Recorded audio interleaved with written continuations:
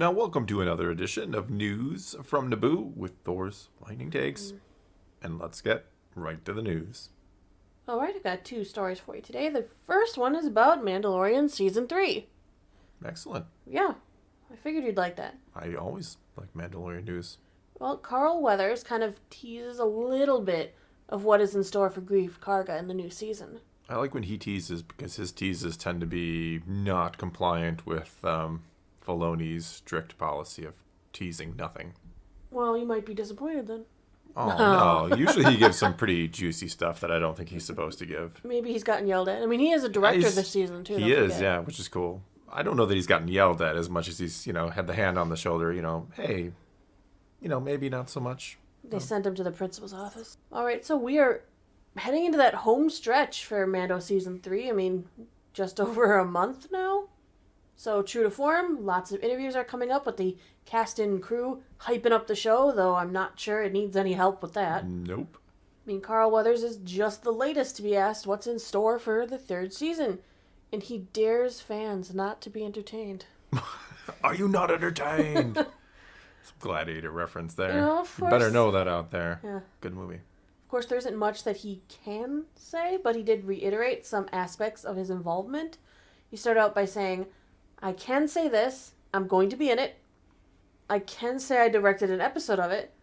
I can say it's going to be slammin'. It's going to look bigger than the other seasons did. And if you're not entertained, we're coming after you. Well, it's not as much as he normally gives. It's a little more threatening than normal, which is frightening. No one wants to go toe-to-toe with Apollo Creed or Greef Carga, I'd imagine. But I did like that he said it's going to be bigger. Because that is it the has common theme we keep hearing and seeing, I think. And it's cool because it's been Mando who's been expanding his own world, in a sense. In Season 1, he was the lone bounty hunter. He's just hanging out with his covert, and that was it for him. That was his life. I go out and I do missions. He wasn't even really talking to Greef Karga. Now he's come so far. I mean, he opened up with Grogu. He's opened up with Greef, with Cara Dune, with all these other characters, Migs Mayfield, and he's expanded his world. Yeah. And so it makes sense that the show is expanding with it. I suppose, yeah. But I think it's expanding in a way beyond just Mando or Din Djarin. I think we're going to see a lot more New Republic and stuff. We talked about it before. I think this is going to be starting to really build to something much bigger. Yeah, we see it in the trailer with Captain Teva from Rank War Squadron, it seems, talking about there's a threat looming out there that if you're not careful, you're going to, it's going to blow up in your face sort of thing. So yeah, I think we're getting much bigger with the show, for better or worse. I mean, I like Season 1. I like the kind of smaller scale thing. I thought it was nice. When asked if we were going to see anything new with Greef Karga's character, that, we didn't see in previous seasons, he explained what little he could. He says, there are aspects of Greef's character that you'll see in third season that you didn't see in the other two seasons. And I'll just say this, he's become a magistrate.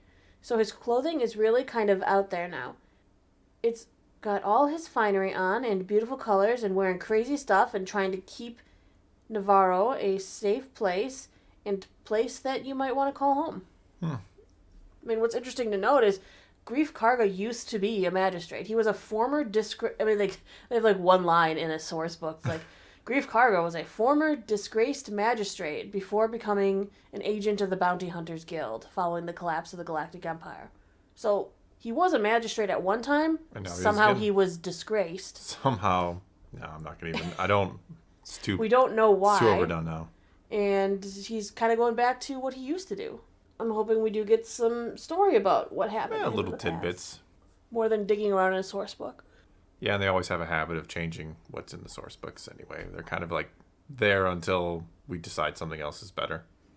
I mean, he was reluctant to give anything else away. He kind of joked, they'll cut my tongue out if I give away secrets. See, they've had a talk with him. He's been dealt with. He's been talked. He's been, like I said before, he's given some pretty juicy stuff away that I'm like, I don't think you were supposed to say that.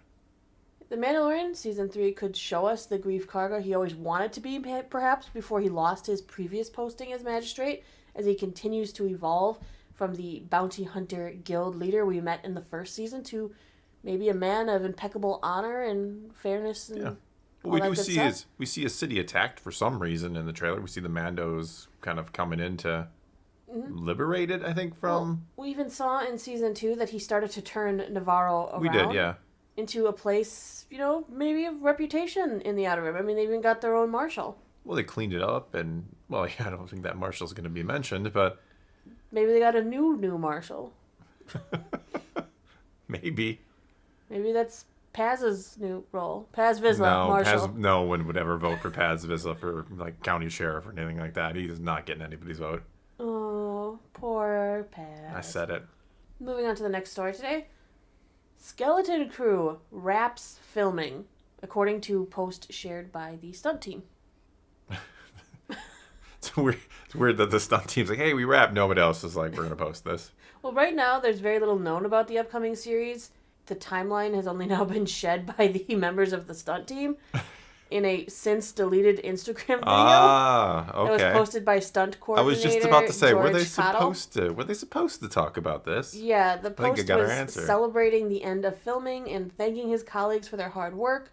The video was captioned, "That's a wrap on Skeleton Crew," as reported by Deadline.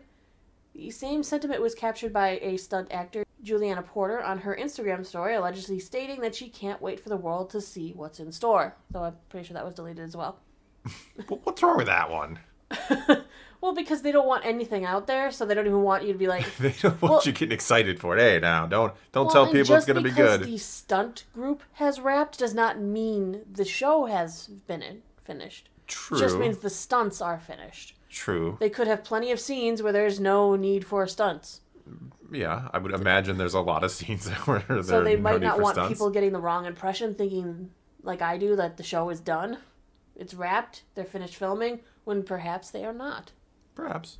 Well, all we do know about the series is, it's set after the events of Return of the Jedi, in the same period as The Mandalorian. Director John Watts described the show's plot as surrounding a group of kids who are about 10 years old who get lost in the Star Wars universe. Space Goonies. Yeah. Well, maybe they get so lost in the Star Wars universe that they end up in a new universe altogether, right, Thor? New universe? I knew as soon as you started to give us the synopsis that we were going there again. Well, they're going to the new galaxy in the new universe, so the new beyond. The new universe. Now you've changed it from a new galaxy to a new universe. It's something separate. We're leaving Star Wars in Star Wars. They're going to end up in Star Trek. They're going so far. God. Gonna meet Spock. Great. Good stuff. Can't wait. Can't wait to watch Star Wars not be Star Wars. I think I've been watching some of that before from Disney, but hey, let's not go there. Well, we don't have a release date yet for Skeleton Crew, but it is supposed to hit Disney Plus late 2023 if plans do not change. I expect the first trailers coming in April at Star Wars Celebration. A lot of trailers. And I really am looking forward to this year's celebration because it could really show us where they're planning to move the franchise to as we're heading towards an end point of everything that they have shown us. So I'm assuming, they're going to give us a plan. I assume that's why they brought Bob Iger back in the first place. Bob Iger it's a curious decision. He's the man with a plan. Yeah. Or the man who will make them have a plan. Well, in theory, yeah. Who knows? Who knows what goes on behind the scenes at Disney and why they make the decisions they do. But I do agree about Celebration. I think you really have to hit it out of the park this year with Celebration. I think there needs to be a lot of announcements. I think there needs to be essentially another roadmap going forward. As we've said, we've kind of hit the end of what the known series and stuff are. What is the next 5 years? Not like laid out perfectly, but what are you planning to do the next 5 years or so? Where do you see yourself 5 years from now, Star Wars? Well, are you interviewing them for a job or something? Yeah, I am. But no, I think it needs to be something fantastic. I think there's definitely, there's been problems in the fan base for a while, and I think we feel there's this kind of lull right now where we're waiting for movies, we're waiting for what's next, and let's get some big announcements. Hopefully it's a good weekend. Well, the tickets are going back on sale, I believe, on Friday because there's still some available, including, I think I read some 4-day passes.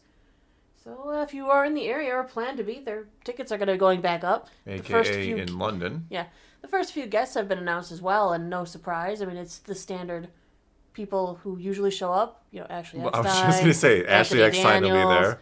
I know young Leia's showing up. Oh, cool. Warwick Davis going to be there? He's Probably. Always there, man. He hosts all those panels. He has to be there. He has to be there. I like him. Yeah, I love Warwick Davis. He's a great guy. Not always in the best of shows, but hey, happens. Well, that's all we got for you this time. So you can either take to the comments below, tell us what you think of any and all of today's news, or you can head over to my channel and check out the review for the Bad Batch episode that came out today. It should be up any time now when you're watching this. And if you leave some comments on there, we'll be talking some Bad Batch over on this channel tomorrow. We'll be reading and responding to some of those comments. So whatever you choose to do, leave a comment somewhere. Let's talk some Star Wars. And until next time, thanks for watching.